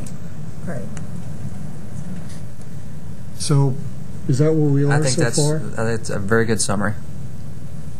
Commissioner Priest, I think one of the things I kind of want to develop what Commissioner Scott was talking about. On the data side, we keep talking about the targeted populations. Of course, that's the supply side of the equation. We really need to focus on the demand side. I mean, there needs to be part of the data piece identifying the demand side of the equation. It's nice that people go train for various things, but if there's not a job there at the end of the training, then we're not accomplishing what we want to get accomplished. Well, the first point that I focused on was I should have elaborated that more, but my understanding of the discussion is we would align these educational programs with workforce training programs in which there is demonstrable need. Right. I think that's the funding linkage you want to maybe make, because maybe Yeah. that's the way that you get it allocated across the state, is you align it in the places, and that's by its very nature going to distribute the money pretty nicely around the state. But it does hit the demand, which is huge, what you're saying. No, I would think, for example, in the RFP that we would say that you have to demonstrate in proposing the program, a particular program for funding, you have to demonstrate that there are jobs available at the end of these programs.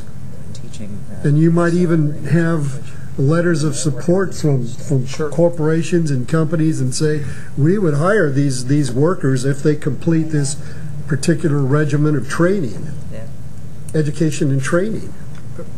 The guys, the Lubbock model, where they came in and presented, where they had all the players we're talking about at the table, the adult basic ed, the employer, the economic development boards, the community colleges, all working together. It'd be kind of nice to kind of create maybe something like you might be able to seed that thought by the way you write that RFP. Yeah. Kind of lead them to the table.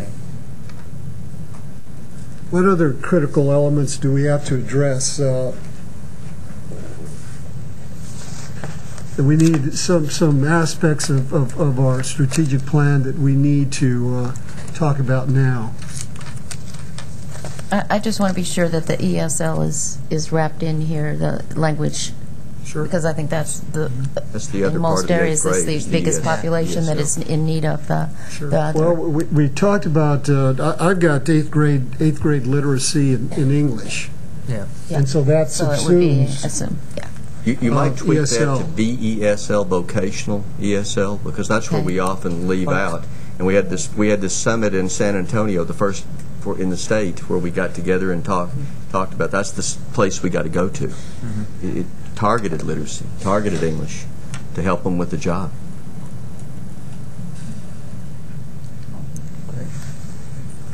Thanks, folks.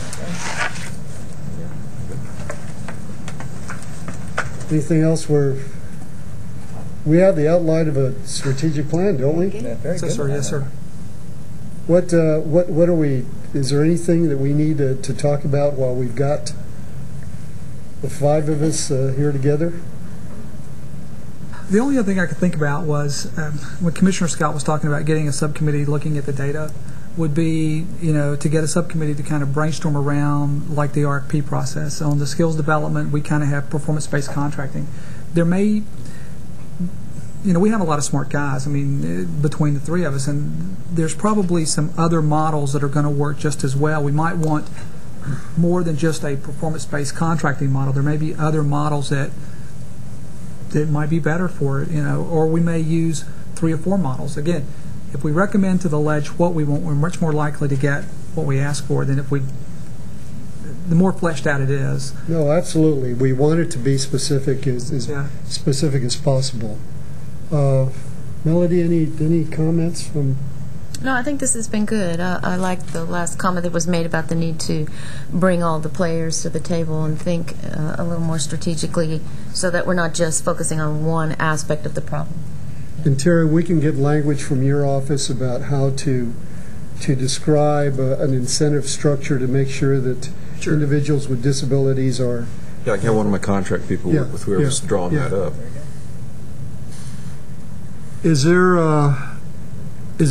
anyone in the audience who would like to comment on some of the ideas that have been presented this afternoon, because based on the agreement around these issues, we're going to start fleshing out a strategic plan. Please come on up and come on, all of you come on up. I saw 3 hands shoot up. Yeah.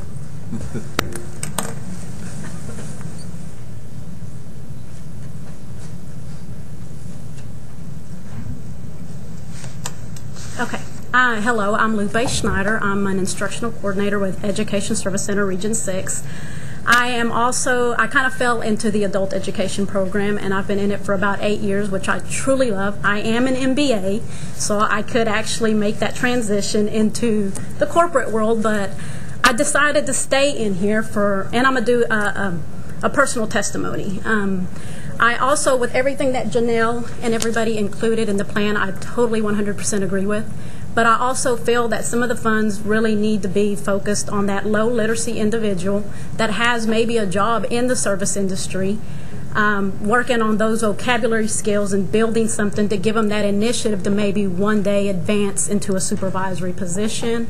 And the reason I say that is because my father, he was an immigrant to the United States. He has a 2nd grade level of education in Mexico.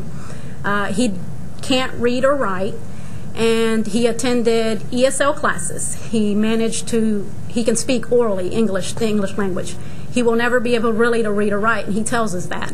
But he was able to use those little incentives just by speaking. He worked as a groundskeeper for an area school district for 30 years.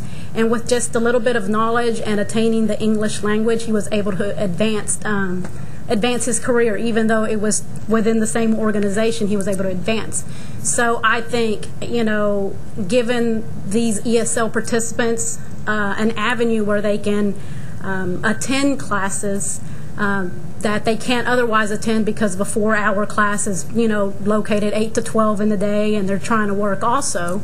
And that's why whenever we went into a collaborative agreement with SHSU, we actually took the classes to the custodial and ground staff so that they could be there 1 hour before they worked their shift, and we could actually provide them with the vocabulary and the know-how in their specific industry and work area. So I think that would be a good thing to include in everything else that was said. I mean, because I think it's great, and I think we are trying to wrap around. In our program, we serve around 6,000 participants, and about 60% of our participants are ESL students, and low literacy. Well, my response would be if we'd obviously have to have a diagnostic to see whether individuals were below that 8th grade threshold. I just mentioned Robert. Why couldn't you use the 8th grade tax test? That's one possibility. But we're also speaking about ESL students, and I know just from looking at my father and his level, he would not be able to take that 8th grade tax test. Well, then he'd be eligible for the program. Yeah, that's what he was getting at. Oh, okay, yes. That's you might measure it, and so that he might be perfectly fluent in oral English, but if he doesn't hit the mark in terms of reading and writing, he would be eligible for these programs. Okay.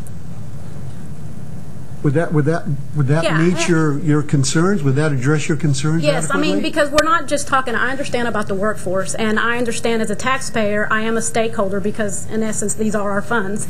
And I do understand, our return on investment. We want the biggest boom and the biggest impact. Unfortunately, in this program, we pretty much have to crawl before we walk. And if it takes us, and I speak for Region 6 Education Service Center Adult Ed program, if it takes me having to go to an employer to take those skills to a targeted niche or marketing group there, then that's what I'm going to do. I'm going to take that. I'm going to focus on the skills that are required and necessary for those individuals to obtain vocabulary, know-how, and just be able to hopefully one day advance in their job. And getting that, I know a lot of these participants, I call them students, but they're adults, they take back that to their family, and then the students are able to, or their children are able to see, hey, my parents are learning, they are, and that does make an impact. It made an impact with me. I'm one of 10 kids, and I have a graduate level of education, and he had a second grade level of education. So it made an impact with me just knowing that he was able to do something. It might have not been advancing to $50,000 a year income, but it was something, and it gave him that incentive to keep going. And in essence, I realized the importance of an education. I could have been a statistic. We lived in the poverty level, but I actually stepped out of that. So I would like to actually advocate that for other individuals, and to see that there is a way, that there are programs available to help and break the cycle. And I think, in essence, as a stakeholder, that's what I want to see. And it's going to take our businesses and individuals like us to come together and see it. Our businesses need to see that individuals, there are assets in their corporation. They need to know that retraining them costs so much money. If they can retain those individuals in their company and train them in those skills that are necessary to advance, and when they become supervisors, they actually will get a return on investment. So. Okay, well, thank you for your comments. Very useful. Yes.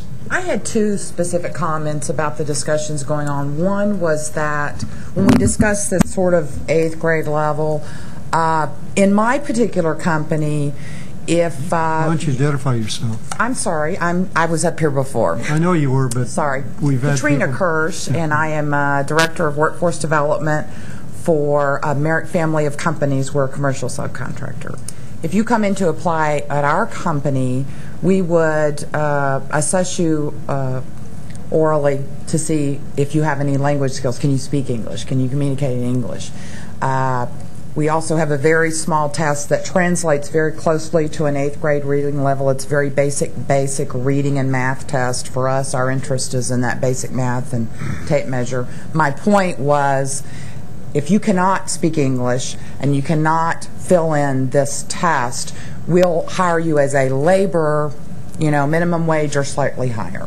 If you can communicate with us, and these are all new initiatives based on our overwhelming hurdle of having English-speaking workforce. If you can pass this test, if you can communicate with our HR manager, we will automatically start you at $12 to $15. If you can communicate and read about at that level, that is several dollars more an hour. So it's a significant difference between the two, I think. Well, I got the feeling from the very beginning of our discussions, going back to a meeting we had several weeks ago, that basic literacy in English was a fundamental goal. So. The second comment, if you've heard some references to the I'm Great campaign, very briefly, that essentially was a national initiative with the goal of training 20,000 new construction workers in the Gulf Coast area, mostly based on those impact of the hurricane. What I wanted to display to you was that the lessons learned from that, because they will reach that goal of 20,000 well before their targeted date is, any lessons learned is that we opened it up with the 800 number to just about Louisiana, Mississippi, Alabama, Texas, Louisiana. The downfall of that was we did train people in locations where there were not construction jobs. Construction is an overwhelming industry, but it's not happening in every city. And so if we had any lessons learned is that we trained people in areas that there were not jobs. So we've actually realigned that to say we're only going to go and train places where there are employers that say we will hire after that training period. Well, we've certainly gotten that message. Yeah. Thank you very much. Thank you. My name is David Borden. I'm the Director of Adult Education here at Austin Community College. I had 4 comments, actually, so I'll be brief. The first one is that first language illiteracy or low literacy in a first language of those ESL learners is a big issue. I know it was mentioned here today. Any additional funds, it would be nice to have something with a different performance parameter based around those so we can address those needs differently than we address the needs of students who are just low literacy in their second language, in their native language. Because we first have to bring, there's a different educational need of someone who is low literate in their first language trying to learn a second language versus someone who's a native speaker of English learning basic skills in a GED class. And I just wanted to add that's a serious component, and a lot of the providers out there, I know Janelle touched on it, it is a serious issue for all of us in dealing with that population in a meaningful way, and then addressing the performance measures that are in place currently. Also mentioned, I thought was a very good thing, Janelle also talked about career counselors, job developers, or some sort of cooperation between the community colleges or the adult basic ed providers and the workforce system in getting job developers who could be a part of that group. We currently have used some of our TANF money to hire a coordinator for TANF funds. That person will be at the local workforce board. They will be housed there to enhance that cooperation between the adult ed provider and the workforce system, and making sure that we are doing what we need to be doing to make sure that those people in that system are being served to the best of our ability. So I think that is an issue to be addressed, job developers and career advisors. Also, the last thing, that actually covered 2 items. The last one I wanted to talk about was some of the things that have been coming out of TEA and the Workforce Board, that Workforce System, TWC, that I think are very exciting, and I would like to see replicated with an increase in funds. The Dropout Recovery Program. The thing that we really were excited about that at Austin Community College, we were awarded one of those, is that it was very open-ended in its we got to experiment with things, and I know a lot of different providers are experimenting with new and innovative and creative ways of approaching that idea. The other providers I've talked to who have that grant have all approached it in different ways, and I think that's very exciting. And I think that anytime we have the opportunity of new funds to leave it up a lot of program decisions to the local folks to determine what is best in that area and give us the ability to be creative with that money, I think we'll be more successful. And then those programs that maybe fail or don't do a very good job, maybe they're not refunded, but then it gives us the opportunity to learn and do things in a different way that we've never tried before. So I thought that was a very exciting initiative. Also, you talked about the VESSEL program, the technology grant from TWC. Right. We were also awarded one of those. Right. It was also a very successful program and very exciting. It got our continuing education department and the workforce board and the adult ed and community college all at the same table talking, and it's led to many other projects, and it was a very exciting opportunity. That seed money has gone a long way to develop relationships in Austin and create a much more sustainable approach to these issues. And so the last thing I'd like to say then is it's about innovation and sustainability. One of the best programs we've come up with is our CNA ESL program, where we've combined ESL with CNA. Right. That's to go to the 8th grade education issue that was brought up earlier. You do not need a GED in the state of Texas to be certified as a nurse aide. And so it's a high demand area for nursing homes and these sorts of long-term care facilities. It's a sustainable program. The students pay for the training because it's a short-term, cheaper than many other trainings, and then the adult ESL class that accompanies it to make sure that cohort of students is successful, that part is free. And so it's a sustainable model. So these are the sorts of things that I would like you all to consider when going forward with the money. Sustainability, local innovation, and that help with those non-native speakers of English who are illiterate in their first language, and adding some sort of job developing and advising component in there. Thank you. Very good ideas. Thank you. Thank you. Okay. Well, I feel very comfortable about the framework of this plan. The next step will be to put together a work group of representatives from the various agencies, as well as somebody from what's the name of the organization? Which one, TWIC? Texas Workforce Investment Council? No, the Jody Rithwich. Oh, it's Texas Learns. Texas Learns, I'm sorry. From Texas Learns to put together a strategic plan, and it'll be vetted through various organizations and so forth, and our goal is to have something ready before the legislature begins, and presumably those of us who interact with the legislature on a regular basis will let the appropriate people know that we have a plan and we have some very specific recommendations about how the additional funding for adult basic education would be used. So if there aren't any more questions or comments, I will entertain a motion to adjourn. So moved. All in favor? Aye. Thank you very much. Thank you. Good meeting. Very good. Good.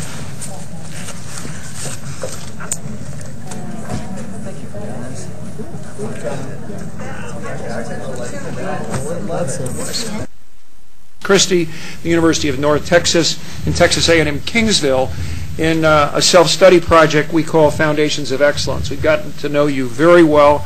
We have great respect for you. We're here to represent the rest of the country and the interest the rest of the country has in what you do. What you do matters far more than what most other states do, and that will be the case even after this November. So we feel like our presence here is an important learning experience for us, and we want you to know that in the podiums we have after this meeting, we are going to be talking about the initiative we have observed here. We think that what you do here is a great laboratory for the rest of the country. I learned this many years ago. As a matter of fact, the first time I went back to San Antonio after my original experience there, I visited the Museum of Texas History and Culture. And I had never fully appreciated what a laboratory for the United States you are.